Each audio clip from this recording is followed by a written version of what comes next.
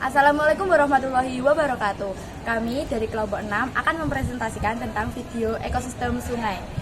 Perkenalkan, nama saya Vanessa dan teman-teman saya Sinta, Bayu, Willy, dan Freda.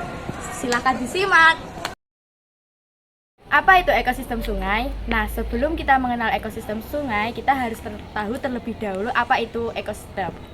Ekosistem adalah suatu sistem ekologi yang terbentuk oleh hubungan timbal balik tak terpisahkan antara makhluk hidup dengan lingkungannya.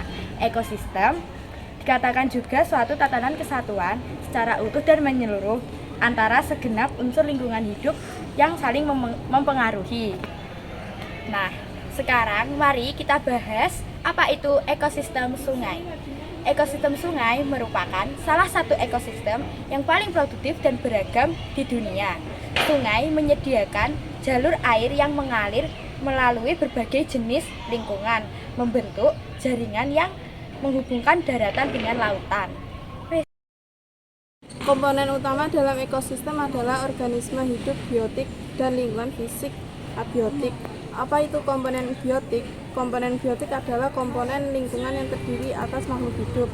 Pada makhluk hidup dapat digolongkan berdasarkan jenis-jenis tertentu. Misalnya golongan manusia, hewan, dan tumbuhan. Makhluk hidup berdasarkan ukuran digolongkan menjadi mikroorganisme dan makroorganisme.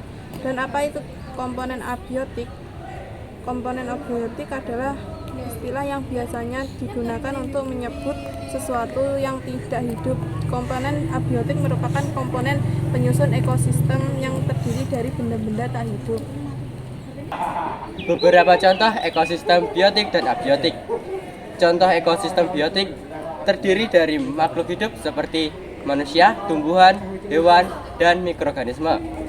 Contoh komponen abiotik terdiri dari beberapa makhluk tidak hidup, antara lain air, tanah, udara, dan cahaya. Nah, di alam ekosistem sungai terdapat rantai makanan.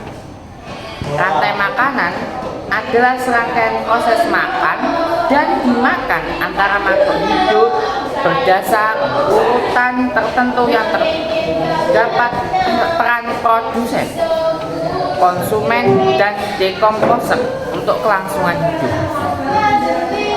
Secara sederhana, rantai makanan bisa dilihat secara runtut dari produsen, konsumen, dan pengurai.